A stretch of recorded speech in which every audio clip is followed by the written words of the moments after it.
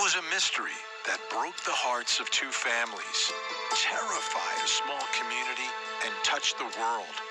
The murders of two young girls. The case became known as the Delphi. The setting, a small Indiana town of just 3,000 people on February 13th, 2017. So yeah, I got a little microphone. Maybe this will help with the sound a little bit. Look, I have deleted this video 6 times, and I cannot for the life of me find one rational explanation as to why these allegations in the Delphi case are validated. I'm not seeing a logical reason. So I'm going to do things a little different, and I'm going to point out the questions I have, and maybe you guys can answer them.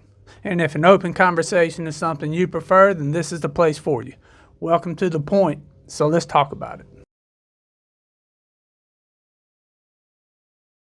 The first and most important question that anybody should be asking is just like a commenter put up in my previous video, and it resonates through all these situations. What is the why here? So according to the defense, Odinist committed this crime, and they are saying that a supremacist group is using this religion, and those were the individuals who committed this act. But why would they do this to victims of the same race? What is the logical explanation for that? It makes no sense to me why people who claim to have a certain belief and preach it, and it is in their religion, they turn around and attack 2 individuals of that same race. It makes no sense to me.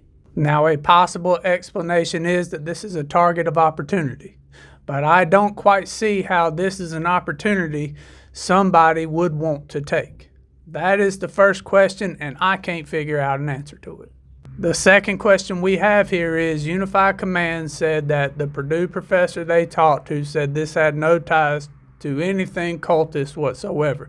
And that was their valid reason for disregarding everything that was found by these 3 other officers who had presented all this evidence to the defense and got the ball rolling in this direction.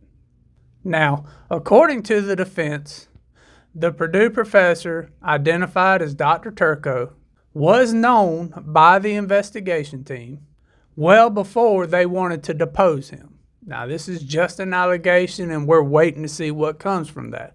But they have a recorded interview where that professor claims to validate almost everything the defense is alleging. They do say that these sticks are placed in a runic-type manner.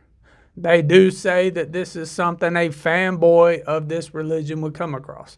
They do also validate that a supremacy group has ties within this religion.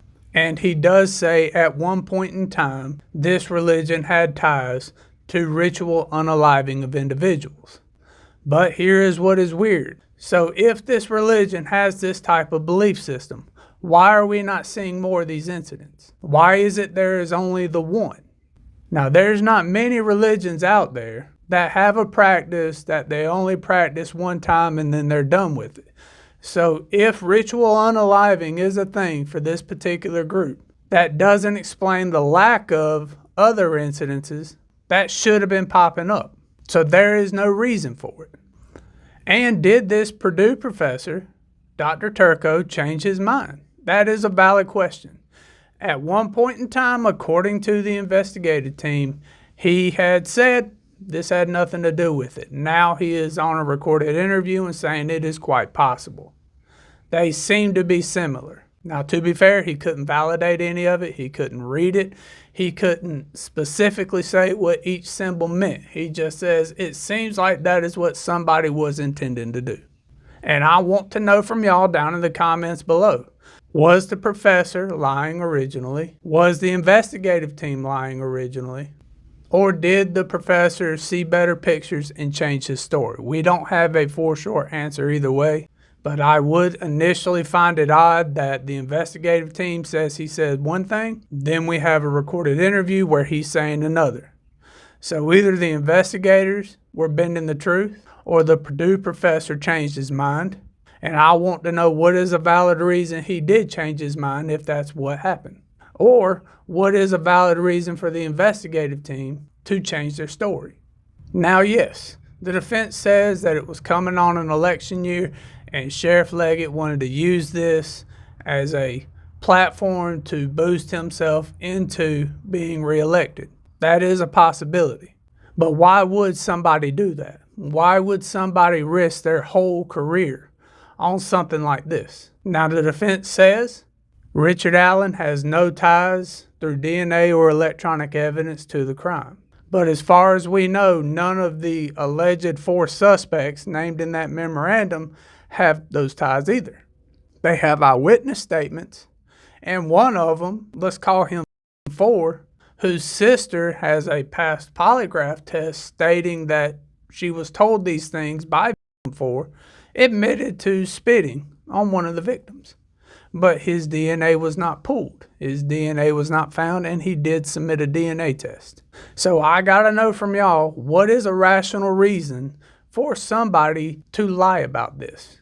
Being fully aware that there's a strong possibility that they would get caught. We already have rampant issues in Indiana with corruption and trust, specifically tied to the burning of that home where those 4 victims passed. An official had already resigned. But really, my last main question that I absolutely can't understand. The prosecution is saying that they have linked Richard Allen to the scene of the crime through this bullet. Now, let's not dive too much into the specifics of the bullet, but in terms of this next particular question, in that scenario where Richard Allen did this, and let's just say the investigative team at Unified Command is dead certain that he did do this, why would they intentionally lie to the judge to get a search warrant? Understand that if this is all validated, everything they found during this particular search warrant is null and void, can't be used, is thrown out. So why would somebody who has spent years and years and years looking into this particular crime, trying to solve this particular crime, risk it all? What were they trying to accomplish here? I can't find a valid reason for this. You've invested all this time, all this money, all this effort just to fudge the data a little bit to get a bogus warrant. That doesn't make sense to me. And I want to know from y'all, how does this make sense to you? Now, I have a full 41-minute video covering the full memorandum for Frank's hearing, the full 139 pages. I made it private right now. Those reasons, it's listed in the community page. And like I said in the beginning, I have recorded this video many times. And I can't rationally link what is being alleged to what is being said by the state. It doesn't make sense to me. And I'm curious about your thoughts. I do appreciate your time. I do appreciate you being here. Y'all stay safe, and I'll catch you in the next one.